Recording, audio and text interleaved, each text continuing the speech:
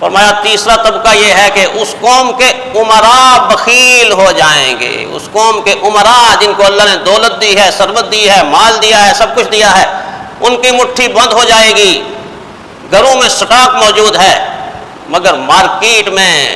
لوگ پھر رہے ہیں، لوگوں کو چیز مل نہیں رہی، گندم امیر شہر کی ہوتی رہی خراب، بیٹی مگر غریب کی فاقوں سے مر گئی، بیٹی مگر غریب کی فاقوں سے مر گئی، ڈالر سٹور ہو جائے گا، روپیہ سٹور ہو جائے گا، اندر کمرے بھرے ہوئے ہوں گے، لیکن چوک کے اوپر بھیک مانگنے والے میرے اور آپ کے قریب آ کے اللہ کے واسطے دیکھ کہتے ہیں روٹی دے دیں، روٹی دے دیں، روٹی دے دیں۔